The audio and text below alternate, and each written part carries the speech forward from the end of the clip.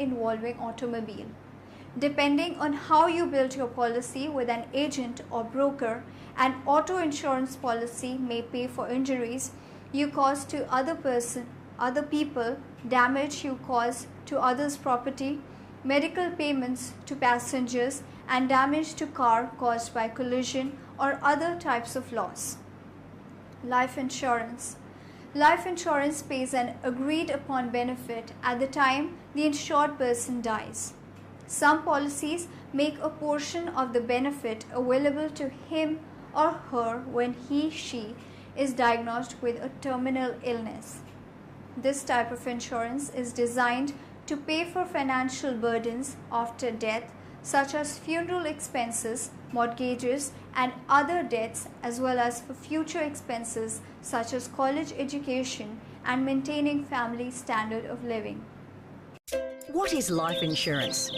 Life insurance provides a tax-free lump sum payment to your chosen beneficiaries or estate upon death. It covers death of any kind and is designed to protect and secure your family's future in an unfortunate event.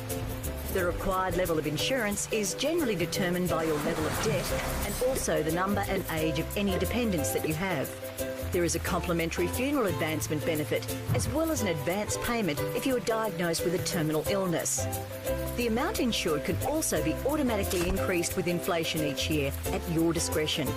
Your insurance policy will have free interim cover in place as soon as your application has been submitted to the insurance company, immediately protecting you against any accidents. Characteristics of insurance contracts.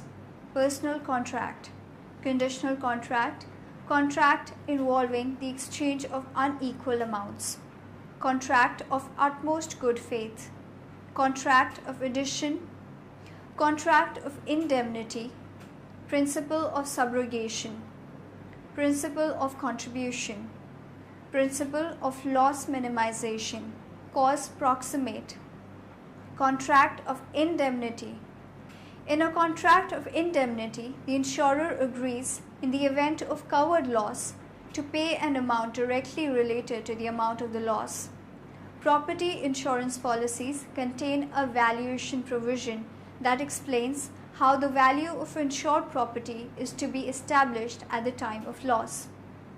Liability insurance policies agrees to pay on behalf of the insured amounts that the insured becomes legally obligated to pay to others.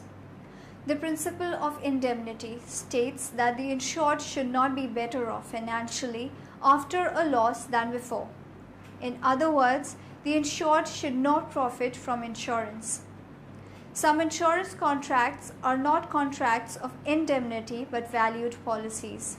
A valued policy is one in which the insurer pays a stated amount in the event of a specified loss, regardless of the actual value of the loss. Content of insurance policies. An insurance policy specifically describes the coverage it provides. Since no insurance policy can cover every contingency, the policy must describe its limitations, restrictions, and exclusions as clearly as possible. The best way to determine the coverages provided by a particular policy is to examine its provisions, which are generally included in the following sections of the policy. Declarations and definitions. Declarations. The declaration page of an insurance policy is an information page that provides specific details about the insured and the subject matter of the insurance, such as name and location of the insurer, name and address of the insured, policy number, policy period, description of covered property or locations, schedule of coverages and limits, deductions, definition. Since insurance policy contains technical terms or words that are used for specific purpose, most policies define these terms that have specific meanings with regard to the overages provided. Manuscript policies and standard forms. A manuscript policy is an insurance policy that is specifically drafted according to the terms negotiated between a specific insured and the insurer. Standard forms are insurance forms that contain standardized policy wordings. Insurance advisory organizations develop standard forms that many insurers use in their insurance policies. Some insurers develop their own standard forms that they use in policies for their insureds. Structure of insurance policies. Self-contained policies. Self-contained policy is a single document that contains all the agreements between the insurer and the insured that forms a complete policy by itself. Modular policies. A modular policy consists of several different documents, none of which by itself form a complete contract. Commercial package policies are examples of modular policy. In case of personal auto policy, which contains 4 coverage in one form, a CPP combines different forms depending on the coverages. Particular insured purchases. All CPPs must contain common policy declarations and common policy conditions. The CPP declarations contains information that applies to the entire policy, such as name and address of the insured, the policy period, and the coverages on which the premium has been paid. The common policy conditions are standard provisions that apply to all CPP regardless of the coverage included.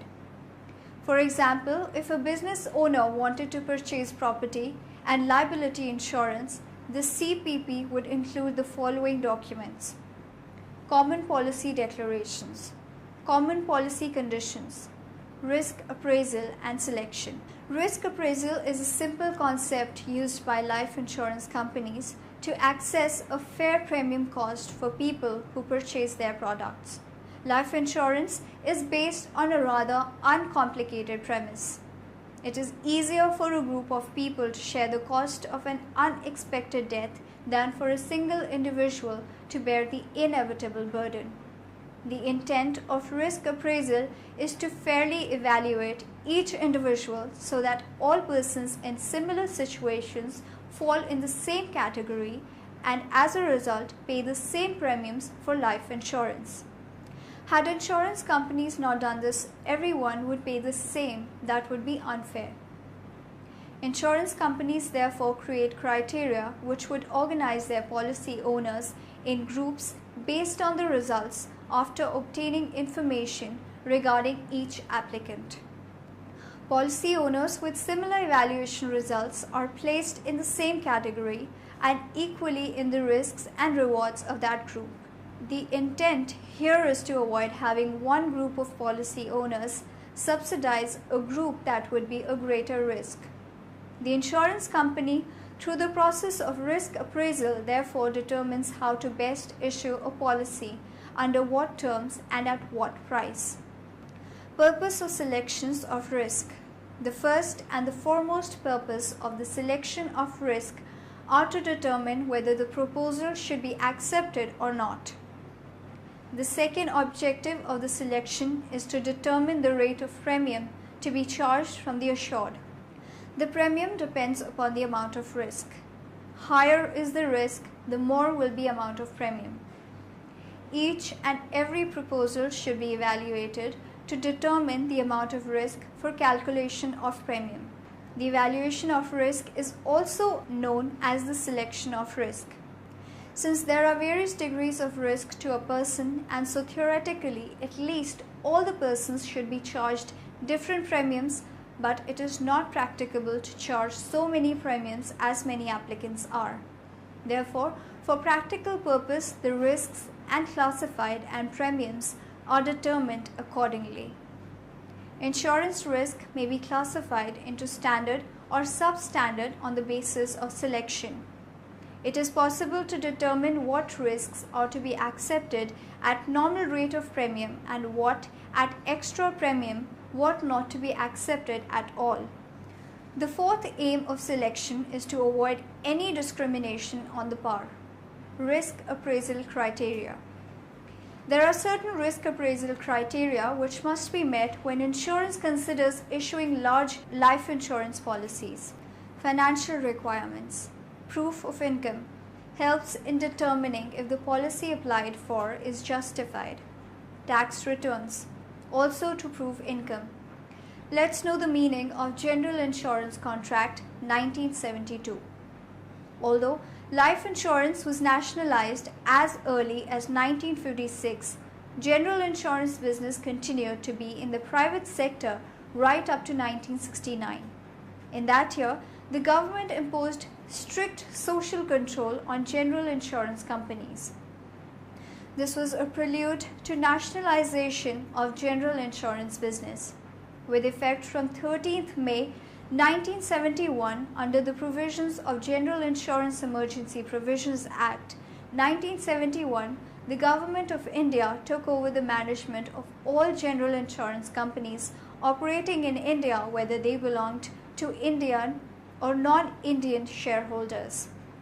Subsequently, the General Insurance Amendment Act 1971 was passed, withdrawing certain rights of the directors and members of the companies which they were enjoying under the Companies Act. General Insurance Act 1972 shortly followed, and with effect from 2nd January 1973, the provisions of the Act became effective. The functions of the corporation are enumerated in Section 18 of the Act. Some of are as follows.